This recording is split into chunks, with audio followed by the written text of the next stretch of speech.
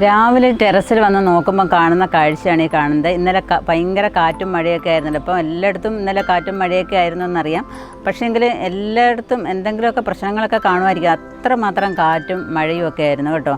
അപ്പം എനിക്ക് ടെറസ് വന്നപ്പം കാണാൻ പറ്റിയ കാഴ്ച ഇതാണ്. അപ്പം എൻ്റെ പയർ അമര ഒക്കെ ഇങ്ങനെ വീണ് സങ്കടപ്പെട്ട് ഇങ്ങനെ കിടക്കുകയാണ്. എല്ലാം കണ്ടില്ലേ കിടക്കുന്നത്. എനിക്ക് ഭയങ്കര വിഷമമായിപ്പോയി. ഞാൻ ഈ ചെറിയ രീതിയിൽ തന്നെ ഇത്രയും കൃഷി ചെയ്തിട്ട് ഇതിങ്ങനെ കിടക്കുന്നുണ്ടപ്പോൾ എനിക്ക് ഭയങ്കര സങ്കടമായിപ്പോയി. അപ്പം നല്ല രീതിയിൽ കൃഷിയൊക്കെ ചെയ്ത് ഈ പാടത്തിലൊക്കെ കൃഷി ചെയ്തൊക്കെ അതുകൊണ്ട് ഉപജീവിക്കുന്നവരുടെ കാര്യം ഒന്ന് ആലോചിച്ച് നോക്കണം നമ്മൾ. എന്തുമാത്രം സങ്കടമായിരിക്കും അവർക്ക് ഇങ്ങനെ എല്ലാം. ഇപ്പം നേന്ത്രവാഴയൊക്കെ ആണെന്നുണ്ടെങ്കിൽ ഇപ്പോൾ അങ്ങോട്ട് പിന്നെ പരുവായി വരുന്നൊരു സമയമാണ് ഓണത്തിനൊക്കെ വേണ്ടിയിട്ട്. അപ്പോൾ അതൊക്കെ ഇങ്ങനെ കാറ്റത്തൊക്കെ വീണ് കിടക്കുമ്പം അവരുടെ ചങ്കിനകത്തുണ്ടാകുന്ന ഒരു വേദന ഉണ്ടല്ലോ, അത് പറഞ്ഞറിയിക്കാൻ പറ്റത്തില്ല. അപ്പോൾ അവരിങ്ങനെയൊക്കെ കഷ്ടപ്പെട്ടിട്ട് അതുകൊണ്ടൊന്ന് മാർക്കറ്റിൽ കൊണ്ടുവന്ന് വിൽക്കുമ്പോഴും നമ്മളൊക്കെ അതിനകത്ത് നമ്മൾ ഭയങ്കരമായിട്ട് വില പേശുമല്ലേ. ഒരു 50 രൂപ പറയുമ്പം നമ്മൾ പറയില്ല 30 രൂപയാണെങ്കിൽ ഞങ്ങൾ മേടിക്കാമെന്ന് പറഞ്ഞിട്ട് നമ്മൾ അവരുമായിട്ട് നമ്മൾ വില പേശിക്കൊണ്ടിരിക്കും. എന്തുമാത്രം കഷ്ടപ്പെട്ടാണ് പ്രകൃതിയോടും ആരോഗ്യത്തോടും ഒക്കെ കഷ്ടപ്പെട്ടിട്ടാണ് ഈ കൃഷി ചെയ്യുന്നതെന്നുള്ള കാര്യമൊക്കെ നമ്മളങ്ങ് മറന്നു പോകും. അപ്പം കാരണം അവരുടെ ഒരു കുടുംബത്തെ ഒന്ന് ഇതാക്കാൻ വേണ്ടിയിട്ടാണ്, അവരെ പട്ടിണി മാറ്റാൻ വേണ്ടിയിട്ടാണ് അവർ കൃഷിയൊക്കെ ചെയ്യുന്നത് അല്ലേ. അപ്പോൾ ഇങ്ങനെയൊക്കെ ആകുമ്പോഴും ഭയങ്കര സങ്കടമായിരിക്കും. അപ്പം എനിക്കിപ്പോൾ പറ്റിയ എന്താണെന്ന് നോക്കാം. നമുക്ക് കൃഷിയിലോട്ടൊന്ന് നോക്കിയിട്ട് വരാം. നമ്മൾ സാമ്പാറിനകത്തൊക്കെ ഇടുന്ന അമരയില്ലേ, ഒരു അമരയാണ് കണ്ടോ ഈ നിൽക്കുന്നത്. ഈ അമര വീണ് പോയപ്പോഴേ എനിക്കുണ്ടായ സങ്കടം. ഇത് നിങ്ങളൊരു വീഡിയോ ഒക്കെ കാണിക്കണമെന്ന് ഞാൻ കരുതിയതായിരുന്നു.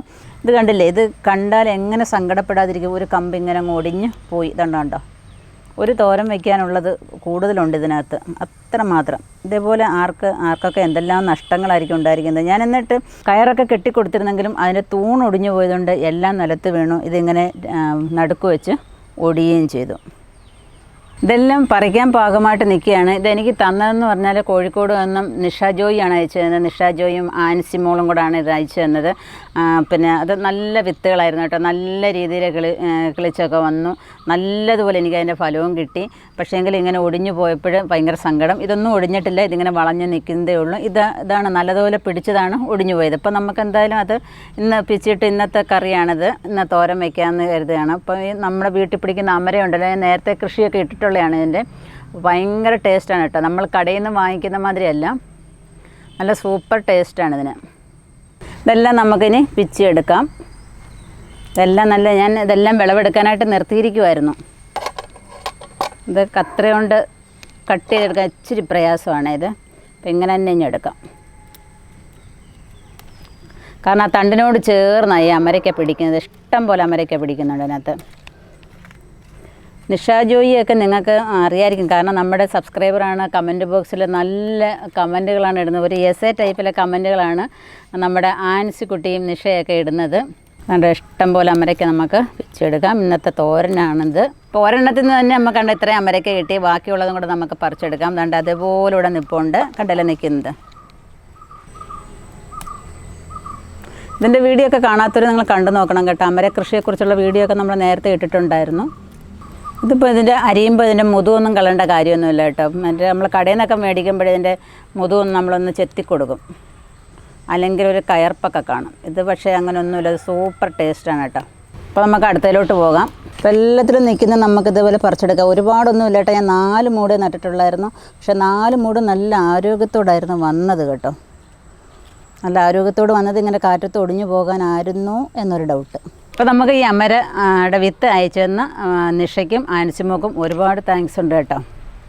ഞാൻ 4 എണ്ണം മാത്രമേ നട്ടുള്ളൂ. ബാക്കി 5-6 വിത്തിൻ്റെ ഇരിപ്പുണ്ട്. അതിന് മഴയൊക്കെ കഴിഞ്ഞിട്ടേ നടന്നോളൂ. ഒക്കെ നല്ലതുപോലെ കിളിക്കുമോ ഇല്ലയോ എന്നൊക്കെ നോക്കാൻ വേണ്ടിയിട്ടാണ് ഞാൻ ട്രൈ ചെയ്തത്. എന്തായാലും എല്ലാ വിത്തും ഇടാഞ്ഞത് കാര്യമായി. മഴയത്തല്ലെങ്കിൽ എല്ലാം പോയേന്. ഇതൊരു അടുത്ത മാസമൊക്കെ ആകുമ്പോഴത്തേക്കും നമുക്ക് നട്ടുപിടിപ്പിക്കാം. ഇതെല്ലാം ഇനി ഒന്നേന്ന് പന്തലൊക്കെ കെട്ടിക്കൊടുത്ത് എല്ലാം നേരെയാക്കി എടുക്കണം. അപ്പോൾ 4 അമരച്ചെടിയിൽ നിന്ന് കിട്ടിയതാണ് ഈ അമര. കണ്ടോ, സങ്കടമുണ്ട് എങ്കിൽ തന്നെയും നമുക്ക് ഇത്രയും വിളവൊക്കെ കിട്ടിയല്ലോ ഈ ലോക്ക്ഡൗൺ സമയത്ത്. പിന്നെ നമുക്ക് മീനോ പച്ചക്കറിയോ ഒന്നും വാങ്ങിക്കാൻ പറ്റാത്ത ഈ സാഹചര്യത്തിൽ നമ്മുടെ ടെറസിൽ നിന്ന് അല്ലെങ്കിൽ നമ്മുടെ പച്ചക്കറി തോട്ടത്തിൽ നിന്ന് ഇത്രയൊക്കെ നമുക്ക് കിട്ടുമെന്നുണ്ടെങ്കിൽ അതൊരു സന്തോഷമുള്ള കാര്യമാണ്. അപ്പം നിങ്ങൾ എന്ത് വേണമെന്നറിയാമോ, ഇടിമിന്നലുള്ള സമയത്തൊന്നും നമ്മൾ ടെറസിൽ കയറരുത്. അതിന് മുമ്പായിട്ടൊക്കെ നല്ല വെയിലുള്ള സമയത്ത് നമ്മുടെ പച്ചക്കറികളൊക്കെ കമ്പൊക്കെ കുത്തി നല്ല വൃത്തിക്ക് നിർത്തുക. എന്നിട്ട് അതിനെ ഒന്ന് കെട്ടിയിട്ട് മുകളിലോട്ടൊരു കയറൊക്കെ വലിച്ച് കെട്ടി നിർത്താമെന്നുണ്ടെങ്കിൽ വലിയ കുഴപ്പമില്ലാതെ നമ്മുടെ പച്ചക്കറികളെയൊക്കെ സംരക്ഷിച്ചെടുക്കാനായിട്ട് സാധിക്കും. അപ്പം നമ്മുടെ ഒടിഞ്ഞു പോയ കമ്പുകളാണിത്.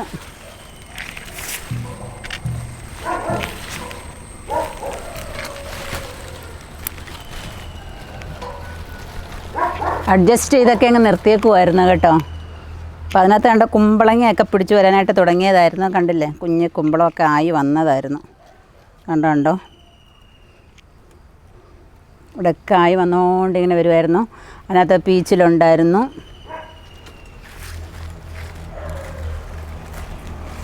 പീച്ചിൽ പിടിച്ച് വരുന്നുണ്ടായിരുന്നു. പിന്നെ കുമ്പളം ഒക്കെ ഇങ്ങനെ പിടിച്ച് ഇങ്ങനെ വരുമായിരുന്നു. പക്ഷേ അതെല്ലാം ഇങ്ങനെ ഒടിഞ്ഞ് മറിഞ്ഞ് വീണ് പോയി. നമ്മൾ തൂണ് അവിടെ ആയിരുന്നു കെട്ടിയിരുന്നത്. അവിടെ നിന്ന് ഒടിഞ്ഞ് ഇഞ്ഞ് തറയിൽ വീണു. പിന്നെ ഒന്നും ചെയ്യാൻ പറ്റത്തില്ല. രാത്രി വന്ന് നമുക്ക് നോക്കാൻ പറ്റത്തില്ലല്ലോ. രാവിലെ വന്ന് നോക്കിയപ്പോഴാണ് ഇതെല്ലാം കാണുന്നത്. എനിക്ക് ഭയങ്കര സങ്കടമായി. അങ്ങനെ പിള്ളേരെയും വിളിച്ചുകൊണ്ട് വന്ന് ഇതൊക്കെ ഒന്ന് കാണിച്ചു കൊടുത്തു. അവർക്കും ഭയങ്കര സങ്കടമായി. അപ്പം നമുക്ക് അമരിക്ക തോരൻ വെക്കാനായിട്ട് കുറച്ച് പച്ചമുളകും കൂടെ പിച്ചാം. നല്ല പരുവത്തിന് നിൽക്കുകയാണ്. കണ്ടോ, എല്ലാം നല്ല മൂത്ത്. മുളകിനൊന്നും ഒന്നും പറ്റിയിട്ടില്ല, കുഴപ്പമില്ല. നമ്മുടെ പന്തലൊടിഞ്ഞതാണ് ഏറ്റവും വലിയ പ്രശ്നമായത്. പന്തലെന്ന് വെച്ചാൽ പന്തലിൻ്റെ കാലൊടിഞ്ഞു പോയതാണ്, തൂണ്. കാരണം ഈ തടികളൊക്കെ കുറച്ച് നാൾ കഴിയുമ്പോൾ അവരിരുന്നങ്ങ് ദ്രവിക്കുമല്ലോ, മഴയൊക്കെ കൊണ്ടും വെയിൽ കൊണ്ടുമൊക്കെ. അങ്ങനെ പറ്റിയതാണ്. നല്ല ഒന്നാം തരം പച്ചമുളക് കണ്ടോ. ഇത് നമ്മുടെ വറ്റൽ മുളകാണിത്. മൂത്തത് നോക്കി പിച്ചുക. പണ്ട് ഞാൻ പറഞ്ഞ മാതിരി എല്ലാം കൂടെ പിച്ച് നമ്മുടെ ചെടിയെ മുട്ടച്ചിയാക്കി നിർത്തരുത്. പലതരത്തിലുള്ള ഗുണ്ട് മുളകിത്. ഇത് പച്ച കാന്താരി മുളക്. അതൊക്കെ നല്ലതുപോലെ പിടിക്കാൻ തുടങ്ങി. ഇതൊക്കെ അറിയാമല്ലോ, വയലറ്റ് മുളകൊക്കെ പിടിച്ച് നിൽക്കുന്നത്. അവിടെ വെള്ള കാന്താരി നിൽപ്പുണ്ട്. ഇതൊക്കെ കുരുടി നിന്ന മുളകുകളായിരുന്നു. ഇപ്പം അതിനകത്ത് കായൊക്കെ പിടിക്കാനായിട്ട് തുടങ്ങി. കണ്ടോ, ഇത് ഒരു ടൈപ്പ് ഗുണ്ടുമുളക് തന്നെയാണ്. കണ്ടില്ലേ, നല്ലതുപോലെ പിടിക്കുന്നുണ്ട് അതിനകത്തിപ്പം. നല്ല ബുഷായിട്ടാണ് നിൽക്കുന്നത്. ഇത് വെള്ളക്കാന്താരി. ഇത് നമ്മുടെ പിന്നെ വെള്ള വഴുതനയൊക്കെ ക്രോപ്പ് ചെയ്ത് നിർത്തിയിരിക്കുക. എല്ലാം വെട്ടിക്കളഞ്ഞു. ഇനി അത് പുതിയ തളിർപ്പുകളൊക്കെ വരുന്നുണ്ട്. ഇത് വയലറ്റ് ഉണ്ട മുളക് കണ്ടോ. നമ്മുടെ അമര മാത്രമല്ല, നമ്മുടെ പയർ ചെടിയും ഒരുമാതിരി വീണ് കിടക്കുകയാണ്. എന്താണെന്ന് വെച്ചാൽ എല്ലാം പന്തലിട്ടേക്കുമായിരുന്നല്ലോ. അപ്പോൾ പന്തൽ വീണിട്ട് താണ്ട് നമ്മുടെ പയർ ചെടിയും ഇതായി കിടക്കുക. അത്യാവശ്യം നല്ല പയറൊക്കെ പിടിച്ചിട്ടുണ്ടായിരുന്നു. കാണിച്ചു തമ്മി. പയർ ഞാൻ നേരത്തെ പറിച്ചതാണ്. നമ്മൾ ഇന്നലെ അത് പറിച്ചായിരുന്നു. എല്ലാം ഇങ്ങനെ പടർന്ന് വരുമായിരുന്നു. മമ്മിക്ക് ഭയങ്കര വിഷമമായി എല്ലാം കൂടെ വീണപ്പോഴത്തേക്ക്. വലിയ കാര്യമായിട്ടൊക്കെ പന്തലൊക്കെ കെട്ടിയതായിരുന്നു. ഇനി കെട്ടിത്തരണേ. അതിന് പപ്പയും കൂടെ വന്നതുകൊണ്ട് സമാധാനം. ഇനി പപ്പയങ്ങ് ഏറ്റെടുത്തോളൂ ഇല്ല. പിന്നെന്തോ അമ്മി പോയത്? പിന്നെന്ന് വെച്ചാൽ ഇതെല്ലാം കൂടുതലും പന്തലിൽ ഇട്ടിരുന്നതാണ് പോയത്. പന്തൽ വീണതുകൊണ്ടുള്ള ഇഷ്യൂ ആണ്. അപ്പോൾ നമുക്ക് ഇത്ര ഒരു ചെറിയ സാധനം പോയപ്പോഴത്തേക്ക് നമ്മുടെ വിഷമം. ഈ വലുതായിട്ട് കൃഷി ചെയ്യുന്നവർക്കൊക്കെ ഈ നല്ല മഴയൊക്കെ വരുമ്പോൾ പോകുമ്പോൾ ഉള്ളൊരവസ്ഥയുണ്ടല്ലോ, അത് പറഞ്ഞാൽ പറ്റത്തില്ല. ഇപ്പം കൂടുതൽ കൃഷിയൊക്കെ ചെയ്യുന്നവർ കൃഷിഭവനുമായിട്ടൊക്കെ ബന്ധപ്പെട്ട് നിന്നാൽ അവിടെ നിന്ന് നമുക്ക് ഓരോ സഹായങ്ങളൊക്കെ ലഭിക്കും കേട്ടോ. പിന്നെ തന്നെ എല്ലാം ഇൻഷുറൻസ് ഒക്കെ ലഭിക്കും. അതൊക്കെ നമ്മൾ ഉപയോഗപ്പെടുത്തിയാൽ നന്നായിരിക്കും. കാരണം അതേപോലെ തന്നെ കൃഷിഭവനിലുള്ളവരും ഈ കൃഷിക്കാരോട് കുറേ കൂടെയൊക്കെ ഒന്ന് മയത്തിലെന്ന് പറയണ്ട നമ്മൾ. അപ്പോൾ അവരുടെ ജോലി കൂടുതൽ കൊണ്ടായിരിക്കും ചിലപ്പോൾ അവരങ്ങനെ നിൽക്കുന്നത്. ഇപ്പം നമ്മൾ ആവശ്യക്കാർ അങ്ങോട്ട് ചെന്നിട്ട് ഓരോന്ന് ചോദിക്കാനായിട്ട് ശ്രമിക്കുക. പിന്നെ അതുപോലെ തിരിച്ചു അവിടെ ഇരിക്കുന്നവരും ഈ കർഷകരോട് സ്നേഹത്തോടെ പെരുമാറാനായിട്ട് ശ്രമിക്കുക. കാരണം ഈ കാറ്റും മഴയും ഈ പ്രകൃതിക്ഷോഭങ്ങളൊക്കെ ഉണ്ടാകുന്ന സമയത്ത് ഈ കർഷകർക്ക് പലതും സഹിക്കേണ്ടി വരും അല്ലേ. പിന്നെ വലിയ ചൂട് സഹിക്കണം, മഴ സഹിക്കണം, കാറ്റ് സഹിക്കണം. അങ്ങനെ എന്തെല്ലാം സഹിച്ചിട്ടാണ് ഈ കർഷകർ ഇത്രയും കൃഷികളൊക്കെ ചെയ്ത് നമ്മുടെ മാർക്കറ്റിൽ വരുന്നത് എന്നുള്ളൊരു ചിന്ത എല്ലാവർക്കും ഉണ്ടായിരിക്കണം അല്ലേ. അപ്പോൾ ആ ഇൻഷുറൻസൊക്കെ കിട്ടുമെന്നുണ്ടെങ്കിൽ അതൊക്കെ ഉപയോഗപ്പെടുത്താനായിട്ട് ശ്രമിക്കുക. കാരണം എനിക്ക് ഇങ്ങനെ അധികം കൃഷികളൊന്നുമില്ല. എൻ്റെ ഉദ്ദേശം എന്ന് പറഞ്ഞാൽ ഈ ചാനലിൽ കൂടി ഞാൻ ഉദ്ദേശിക്കുന്നത് കൂടുതൽ പേരെ കൃഷിയിലോട്ട് കൊണ്ടുവരിക എന്ന് മാത്രമേ ഉള്ളൂ. എല്ലാവരും കൃഷി ചെയ്യണം എന്നുള്ളതാണ് എൻ്റെ ഒരു ഉദ്ദേശം, ഞങ്ങളുടെ ഒരു ഉദ്ദേശം. ഞങ്ങളുടെ വീട്ടിലെ ആവശ്യത്തേക്കുള്ള കൃഷികൾ മാത്രമേ ഞങ്ങൾ ചെയ്യുന്നുള്ളൂ. അപ്പോൾ വലിയ സ്കെയിലൊക്കെ ചെയ്യുന്നവർക്ക് കൃഷി ഇൻഷുറൊക്കെ ചെയ്യാനുള്ള ഓപ്ഷനും കാര്യങ്ങളുണ്ട്. അപ്പോൾ അതൊക്കെ നിങ്ങൾ അടുത്തുള്ള കൃഷിഭവനായിട്ടും അവിടെയുള്ള ഓഫീസേഴ്സിൻ്റെ അടുത്തും ചോദിച്ച് മനസ്സിലാക്കി ചെയ്യുക കേട്ടോ. നമുക്കിങ്ങനെ ചെറിയ എന്താണ് വീട്ടിലെ കൃഷിത്തോട്ടം ആയതുകൊണ്ട്, അടുക്കളത്തോട്ടം ആയതുകൊണ്ട് അതൊന്നും നമുക്ക് ഇൻഷുർ ചെയ്യാൻ പറ്റത്തില്ല. അതിപ്പോൾ ഏക്കർ കണക്കിനോ ഏക്കർ കണക്കിനല്ല, പക്ഷേ നമ്മൾ നോർമലി 4-5 അല്ലാതെ അത് 50-100 മൂടൊക്കെ നമ്മൾ കൃഷി ചെയ്യുമ്പോഴാണ് ഈ ഇൻഷുർ ചെയ്യാനുള്ള ഓപ്ഷൻ ഉള്ളത്. അപ്പോൾ അതിനെപ്പറ്റി കൂടുതൽ അറിയണമെങ്കിൽ നിങ്ങളുടെ അടുത്തുള്ള കൃഷി ഓഫീസറിനെ തന്നെ ബന്ധപ്പെട്ട് മനസ്സിലാക്കുക അതിനെപ്പറ്റി.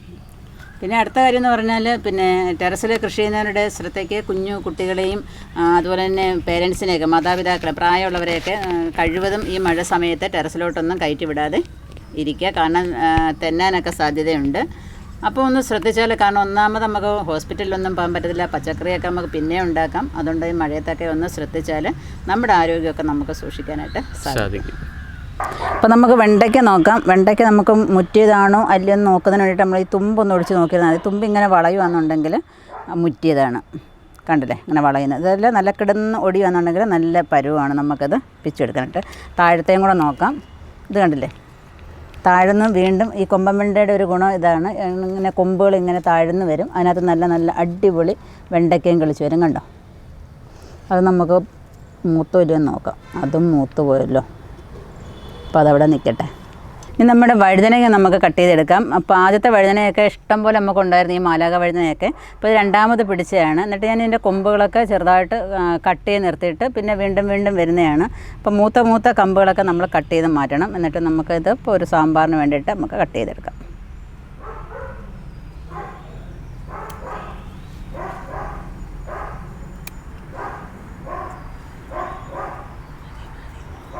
ഇപ്പോൾ ഒരുപാട് സാധനങ്ങളൊന്നും ഇല്ലാതാണ് ഞാൻ സാമ്പാർ ഉണ്ടാക്കുന്നത്. എനിക്ക് ഒരുപാട് കഷ്ണങ്ങൾ വാരിയിടുന്നത് ഇഷ്ടമല്ല. അത്യാവശ്യം സാധനങ്ങൾ ഇട്ടിട്ട് നമുക്കൊരു സാമ്പാർ ഉണ്ടാക്കിക്കൊണ്ട് നമ്മുടെ പാഷൻ ഫ്രൂട്ട് അരിഞ്ഞിട്ടാൻ പറ്റുമോ സാമ്പാറിനകത്ത്? ഒരു കറി ഉണ്ടാക്കാം. കുറേ ദിപ്പുണ്ട്, എന്തോ വേണോ എന്നറിയാതെ, അതായത് എല്ലാം അറച്ച് നിൽക്കുക. നമ്മളിത് പഴുക്കുമ്പോൾ സാധാരണ ജ്യൂസ് അടിച്ച് കുടിക്കാറുണ്ട്, അല്ലെങ്കിൽ അല്ലാതെ ഇങ്ങനെ നോർമലി നമ്മൾ വെട്ടി സ്പൂൺ വെച്ച് കോരി കുടിക്കുകയും ചെയ്യും. അല്ലാതെ ഇത് വെച്ച് വേറെ എന്തൊക്കെ ചെയ്യാൻ നിങ്ങളൊന്ന് കമൻറ്റിൽ പറയാം കേട്ടോ. അപ്പോൾ നമ്മുടെ 10 മണി ചെടികളും ഇങ്ങനെ ടെറസിൽ തന്നെ ഇരിക്കുകയാണ്. ഭയങ്കര സങ്കടമാണ് ഞങ്ങൾക്കിത് ഇവിടെ ഇരിക്കുന്നത്. കാരണം ഈ മഴയൊക്കെ പെയ്യുമ്പോഴേ ഇതിനകത്ത് ഇങ്ങനെ അവരൊക്കെ ഒരുപാട് വെള്ളമായിട്ട് ചീഞ്ഞു പോകുമെന്നൊക്കെ ഉള്ളതായ ഒരു പേടിയുണ്ട്. കഴിവിൻ്റെ പരമാവധി ഞങ്ങൾ ഷെയ്ഡിലോട്ടൊക്കെ ഒന്ന് മാറ്റി വെക്കാനായിട്ട് ശ്രമിക്കുകയാണ്. ഇപ്പം അത്യാവശ്യം എല്ലാ 10 മണിക്കകത്തും പൂക്കളൊക്കെ വരാനായിട്ട് തുടങ്ങിയിട്ടുണ്ട്. നല്ല രസമാണ് പൂക്കളൊക്കെ കാണാനായിട്ട്. ചില ദിവസം കുറേ നിൽക്കും, ചില ദിവസം കുറവായിരിക്കും. ഇന്ന് അത്യാവശ്യം പൂക്കൾ മാത്രമേ ഉള്ളൂ കേട്ടോ. എന്നാലും നല്ല രീതിയിൽ എല്ലാവരും നിൽപ്പുണ്ട്. ഈ മഴയൊക്കെ ആണെന്നുണ്ടെങ്കിലും അവരവരുടെ ജോലി ചെയ്യുന്നുണ്ട്. അവർ ഇങ്ങനെ വിരിഞ്ഞ് ഒരു സമയമായപ്പോഴത്തേക്ക് കണ്ടില്ല നിൽക്കുന്നത്, എൻ്റെ സന്തോഷവതികളായിട്ട് നിൽക്കുന്നുണ്ട്. അപ്പം നമുക്ക് അത്യാവശ്യത്തിന് കോവയ്ക്കയും കൂടെ പിടിച്ചാൽ സാമ്പാറിനകത്ത് ഇടാനായിട്ട് കൂടുതലൊന്നും വേണ്ട, ഒരു 4 എണ്ണമൊക്കെ മതി കേട്ടോ. ഇതിന് തുടക്കത്തിലേ പറഞ്ഞിട്ടുണ്ട് ഒരു 4 എണ്ണ ഇടാവുന്നു. 4 എണ്ണത്തിൽ കൂടുതലായ ശരിയാവില്ല, മതി അല്ലേ? തക്കാളിയും ഉരുളക്കിഴങ്ങും ഒക്കെ അവിടെ നിൽപ്പുണ്ട്. നമ്മുടെ തക്കാളി പരുവായിട്ടില്ല, അപ്പോൾ അതുകൂടെ ഒന്ന് കാണിക്കാം.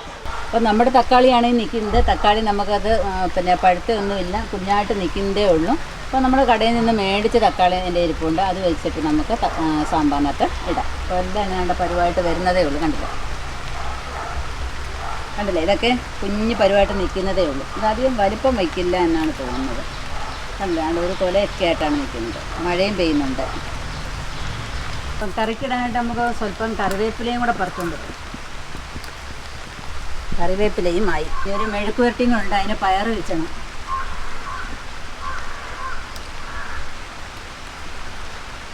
പയറെല്ലാം നമ്മൾ പറിച്ച് കഴിഞ്ഞു. ഇനിയിപ്പം ചെറുതൊക്കെയാണ് നിൽക്കുന്നത്.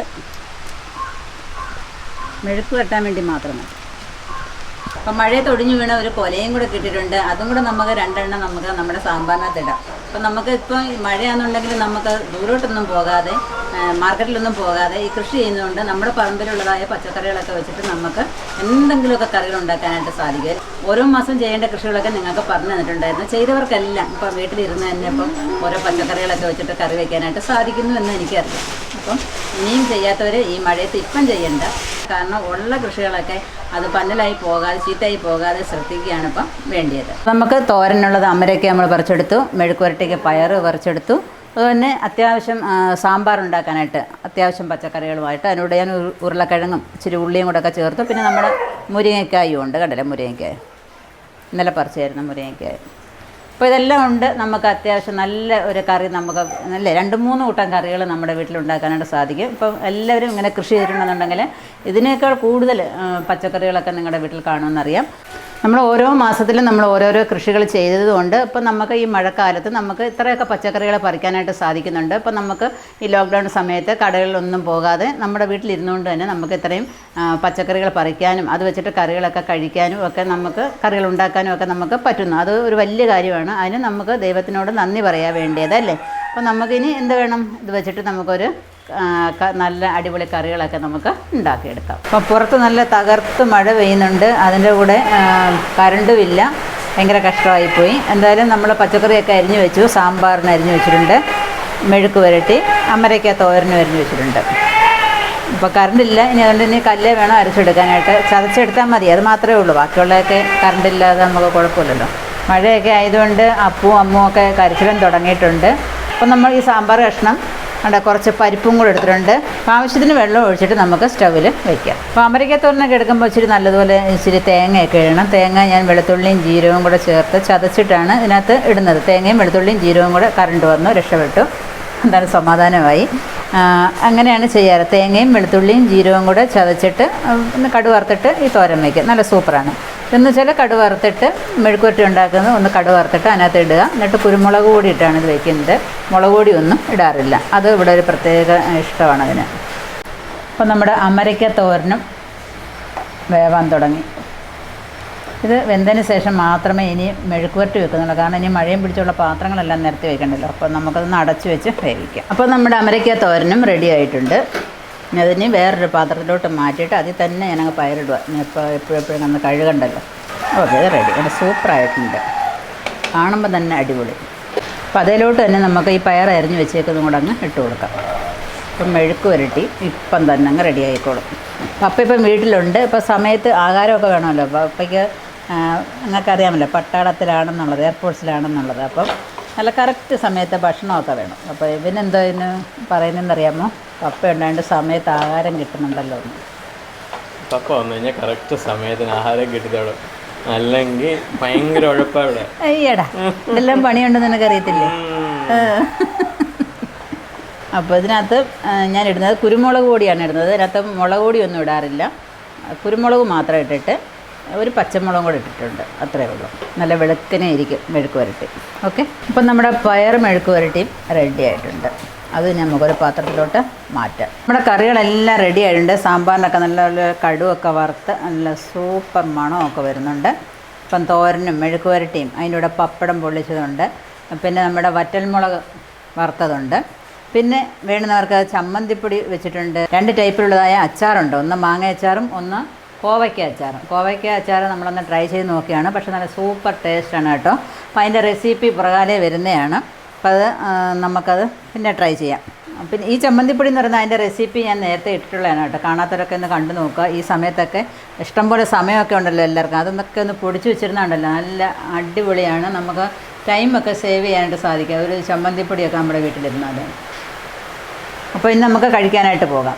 അപ്പം നിങ്ങൾക്ക് എല്ലാവർക്കും ഈ വീഡിയോ ഇഷ്ടപ്പെട്ടു എന്ന് വിചാരിക്കുന്നു. കാരണം നമ്മുടെ വീട്ടിലെ സാധനങ്ങളൊക്കെ വെച്ചിട്ട് ഒരു ലഞ്ച് റെഡിയാക്കി, മഴക്കാലമൊക്കെ ആണെങ്കിൽ തന്നെയും നമ്മൾ പുറത്ത് പോകാതെ നമുക്ക് അത്യാവശ്യം വേണ്ടതായ കറികളൊക്കെ നമുക്ക് ഒരു പച്ചക്കറി തോട്ടം ഉണ്ടെന്നുണ്ടെങ്കിൽ നമുക്ക് ഉണ്ടാക്കിയെടുക്കാനായിട്ട് സാധിക്കും.